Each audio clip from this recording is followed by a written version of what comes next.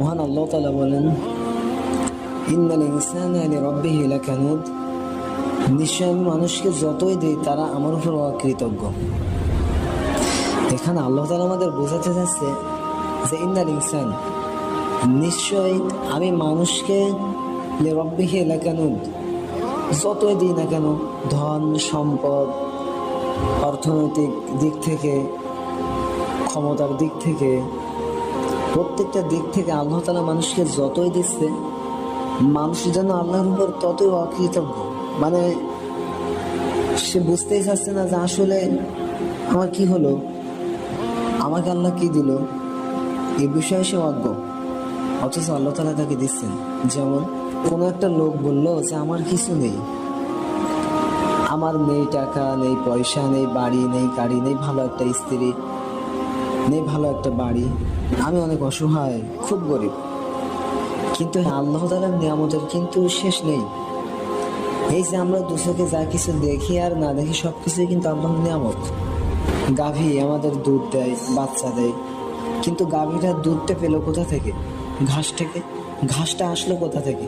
মাটি থেকে। আর সূর্যের আলো থেকে আসছে। তো মাটি, সূর্যের আলো আল্লাহর সৃষ্টি। তো পৃথিবীতে আমরা যা কিছু দেখি আর না দেখি, সবকিছুই কিন্তু আমাদের উপকার করে। যেমন এখন সাপের বিষ দিয়ে কেমো তৈরি করা হচ্ছে। তো এই কেমোটা তৈরি করা হয় সাপের বিষ দিয়ে। তো সাপটা যে আল্লাহ তাআলা আমাদের খেদমতের জন্য, গোলামের জন্য বানিয়েছে। আপনার বাড়ির পিছনে যে কাঁঠাল গাছ, আম গাছ, তাতে এখন আম হয়েছে, কাঁঠাল হচ্ছে। এই কাঁঠাল গাছটা, আম গাছটা আপনার গোলাম, যে প্রতি বছর আপনাকে ফল দেয়। আপনার বাড়ির পিছনে যে বাগানটা আছে, বাগানে অনেক রকমের ফল আছে। এই গাছগুলো আপনার গোলাম, যে আপনাকে অনেক খাদ্য দেয়।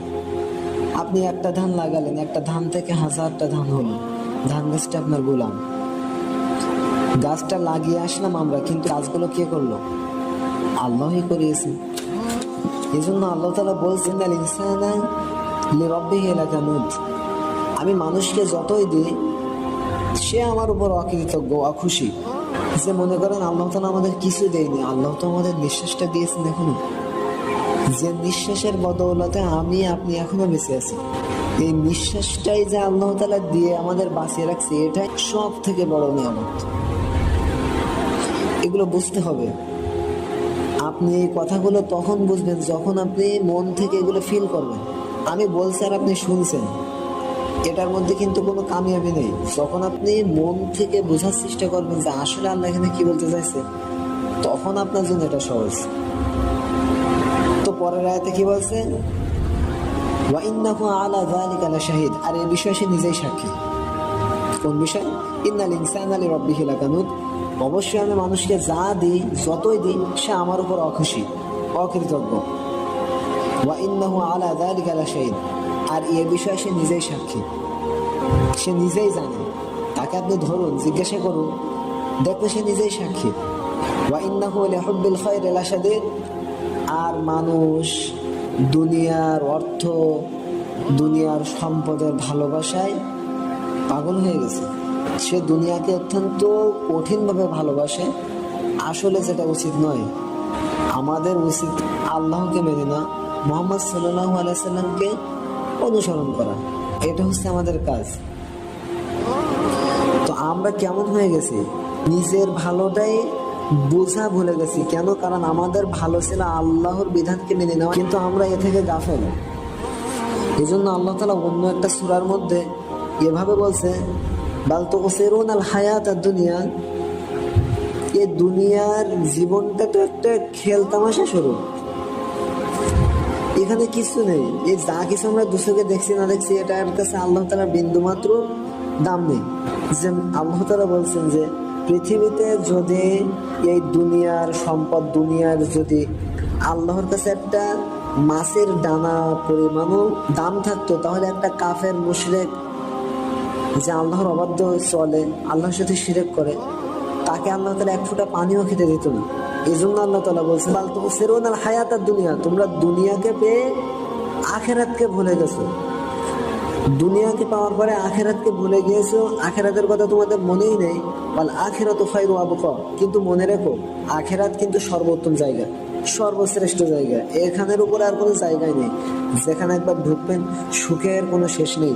যেটা আমরা দেখেছি সূরা কাহফের 3 নম্বর আয়াতে, মা কিসিনা ফিহি আবাদা, এই মা কিসিনের মধ্যে আছে জান্নাত এমন একটা জায়গা। ফর এক্সাম্পল দেওয়া যায় যে আপনি আজকে আছেন এতটা সুখে, কিন্তু আল্লাহ তাআলা বলছে যে কালকে এর থেকে সে সুখে থাকবে, পরের দিন এর থেকে সুখে থাকবে, তারপরের দিন এর থেকে সুখে থাকবে, এরকম হতে থাকবে। মা কিসিনা ফিহি আবাদা, এই মা কিসিনের মধ্যে সবকিছু আছে, অনেক বড় কথা। তো আল্লাহ তাআলা এভাবে মানুষকে স্মরণ করে দিচ্ছে যে পৃথিবীর মানুষ মনে রাখো যে দুনিয়াটা কিন্তু অল্প কিছুক্ষণের একটা ক্ষণিকের জায়গা, এখানে কিছু নেই, এখানে কিছু পাওয়া না। আর দুনিয়াকে পেয়ে আখেরাতকে ভুলে যেও না, কেন? আখেরাত সর্বশ্রেষ্ঠ জায়গা। আমরা সূরা আদিয়াতে আবার চলে গেলাম। সূরা আদিয়াতে পরের আয়াতে কি বলছে? আফালা ইয়ালামু ইযা বুসিরা মা ফিল কুবুর, সেদিন কবর থেকে মানুষদেরকে উঠানো হবে। ওয়া হুসিলা মা ফিস সুদুর, আর সেদিন মানুষের অন্তরের ভিতর, মনের ভিতর যা কিছু আছে সব কিছু বেরিয়ে আসবে একদম। ইন্না রাব্বাহুম বিহিম ইয়াউমা ইযিল লাখাবির, মনে রেখো সেই দিন তোমার রব পরিপূর্ণ সজ্ঞানে থাকবেন। একটুও মিথ্যা কথা বা একটুও ছাড় পাওয়ার কোনো সুযোগ নেই। আল্লাহ তাআলা সেদিন পরিপূর্ণ সজ্ঞানে থাকবে। আপনি কি বলছেন কি না বলছেন, দুনিয়াতে কি করছেন কি না করছেন, সব কিছু চুলচেরা বিচার হবে। সুম্মা লা তুসআলুনা ইয়াউমাইযিন আনিন নাঈম, অর্থাৎ সেদিন আল্লাহ তাআলার প্রত্যেকটা নিয়ামতের চুলচেরা বিচার হবে। প্রত্যেকটা নিয়ামত এর হিসাব দিতে হবে আপনাকে, আমাকে, সবাইকে।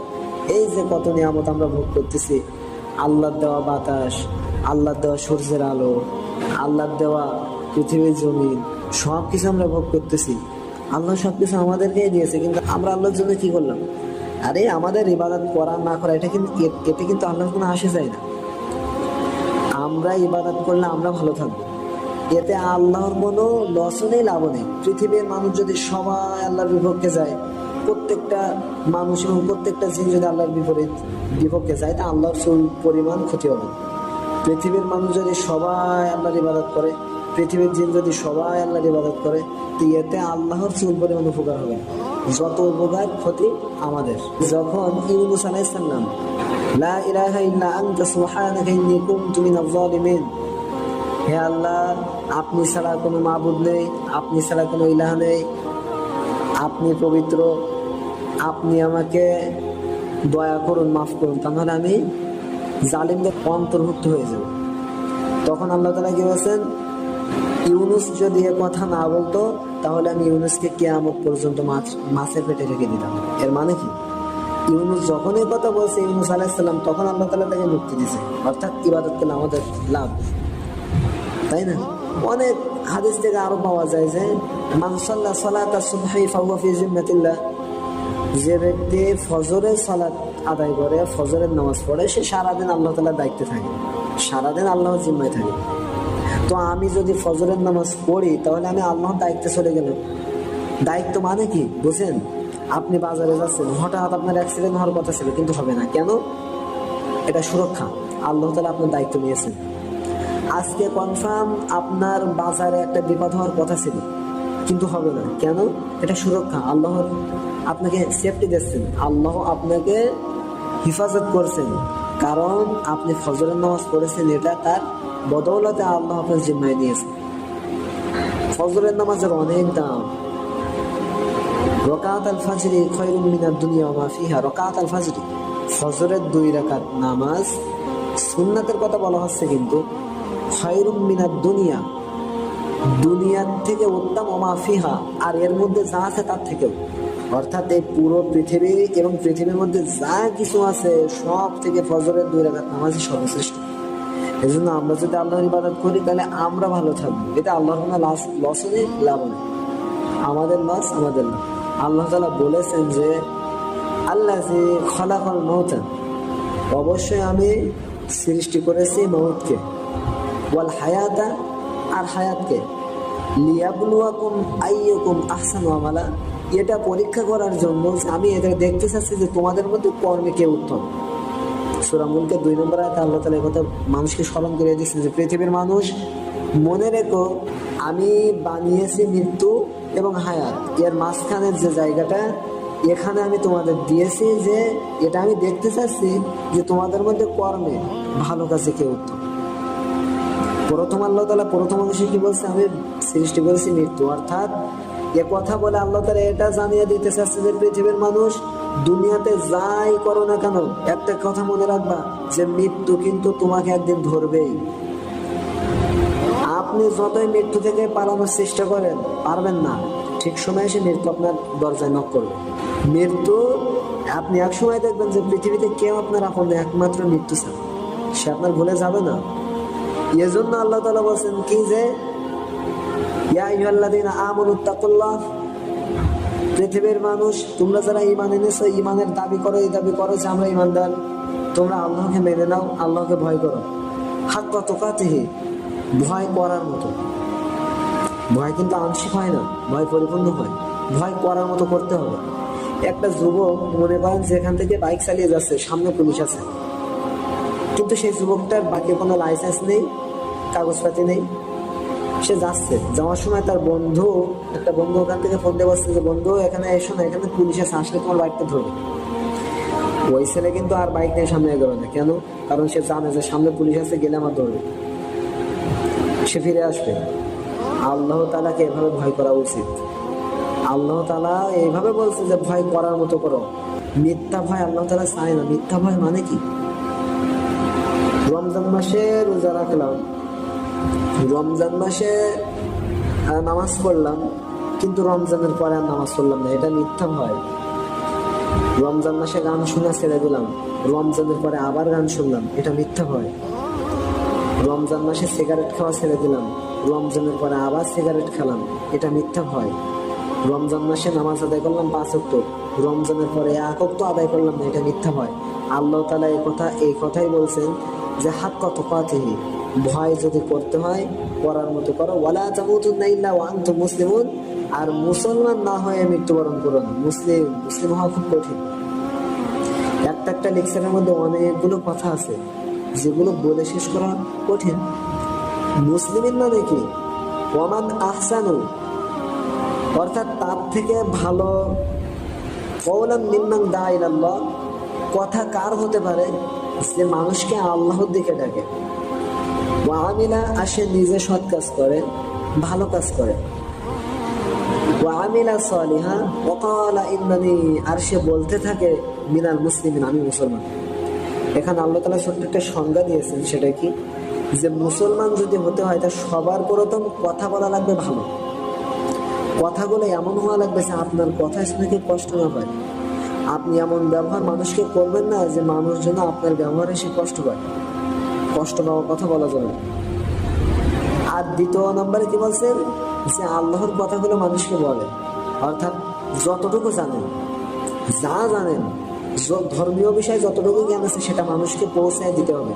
বাল্লিগু আন্নী ওয়ালাউ আয়া, মুহাম্মদ সাল্লাল্লাহু আলাইহি ওয়াসাল্লাম বলেছেন আমার পক্ষ থেকে যদি একটি আয়াতও জানো, একটি বাণীও জানো, সেটা মানুষকে বলো। একটা মানুষ ভালো কাজ, সৎ কাজ করুক আর না করুক, এই ভালো কাজটা অন্য মানুষের কাছে পৌঁছানোটাই জরুরি, ওয়াজিব। এজন্য আল্লাহ তাআলা বলছেন যে দ্বিতীয় নম্বরে যে সে আল্লাহর কথাগুলো মানুষকে বলে। ওয়া আমিলা সালিহা, আর সে নিজে নেক কাজ করে। ভালো কাজগুলো নিজেকে করতে হবে। ভালো কাজের আদেশ করলেই যে আপনি ভালো হবেন এমনটা নয়, তবে ভালো কাজের আদেশ করা ওয়াজিব, করতে হবে। খারাপ মন্দ কাজের বাধা দেওয়া ওয়াজিব। তো যে নিজে ভালো কাজ করে, যে নিজে সৎ আমল, ভালো আমলগুলো করে, আর সে বলতে থাকে আমি মুসলমানদের একজন, তখন সে মুসলিম হিসেবে গণ্য হবে, এর আগে নয়। এজন্য আল্লাহ তাআলা বলছেন যে প্রত্যেকটা মানুষকে এ বিষয়ে সতর্ক থাকা উচিত যে ওয়াল তানজুর নাফসুম মা কদ্দামাত লিগাদ, সে পরবর্তী দিনের জন্য কি উপার্জন করছে। আল্লাহ তাআলা বলছেন যে পৃথিবীর মানুষ তোমরা এ কথা স্মরণ রেখো, এ কথা মনে রেখো, ওয়াল তানজুর নাফসুম মা কদ্দামাত লিগাদ, যা কিছু করো না কেন এতে স্মরণ রাখবা যে তুমি আগামী দিনের জন্য কি উপার্জন করলে। আগামী দিন মানে মরার পরের দিন।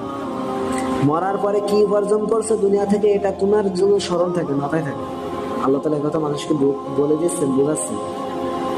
আর আমাদের সবার উচিত যে আল্লাহর প্রত্যেকটা কথা, মুহাম্মদ সাল্লাল্লাহু আলাইহি সাল্লামের প্রত্যেকটা কথা আমরা যেন গভীরভাবে বোঝার চেষ্টা করি, ফিল করতে হবে।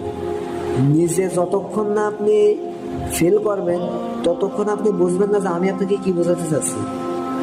লেকচার জীবনে অনেক শুনছি, কথা, ওয়াজ, আমাদের জীবনে অভাব নেই, কিন্তু আসলে আমাদের আমল আসতেছে না। কারণ কি? আমরা কিন্তু কথাগুলো শুনছি কিন্তু ফিল করতে পারতেছি না, আমল আসতেছে না। দেখেন, কথাগুলো আমলে নিয়ে আসতে হবে, কথাগুলো কাজে পরিণত করতে হবে, তা নাহলে আমাদের চরিত্র ফিরাউনের মতন হবে।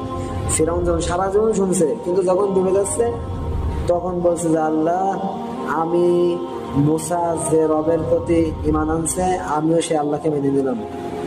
আল্লাহ তাআলা কি বলছেন? আল আন, এখন, ওয়াকাদ ওয়াসাইতা ক্বাবলু ওয়া কুনতা মিনাল মুফসিদিন, তুমি এর আগে বড় সন্ত্রাস ছিলে, বড় স্বৈরাচার ছিলে, তোমাকে এখন আর ক্ষমা করা হবে না।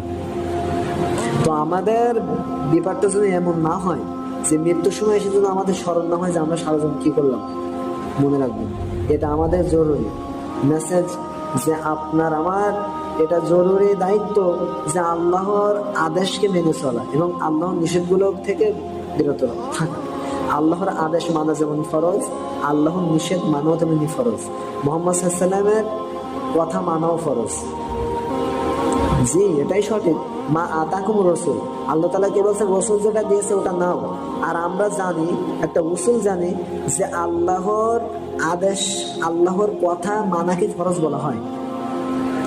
তো আল্লাহ তাআলা আদেশ করেছে যে মা আতাকুম রাসূল, রাসূল যেটা দিয়েছে ওটা নাও। তাহলে রাসূল যেটা বলেছেন ওটা গ্রহণ করা কি ফরজ। ওয়া মা নাহাকুম আনহু ফান্তাহু, আর রাসূল যা থেকে নিষেধ করেছেন খবরদার তার ধারে কাছেও যেও না। ওয়াত্তাকুল্লাহ, এ ব্যাপারে আল্লাহকে ভয় করো।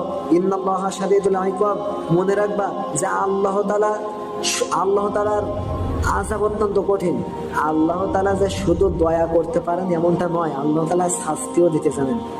ঠিক এই আয়াতের মূল অর্থ কিন্তু এটা। পৃথিবীর মানুষ মনে রেখো, আল্লাহ শুধু দয়া করতে জানেন, আল্লাহ শুধু দয়া আছে এমনটা নয়, আল্লাহ কঠিন, আল্লাহ শাস্তিও দিতে জানেন। অর্থাৎ আল্লাহ সব দিক থেকে পারফেক্ট, কোনো দিক থেকে আল্লাহর কমতি নেই।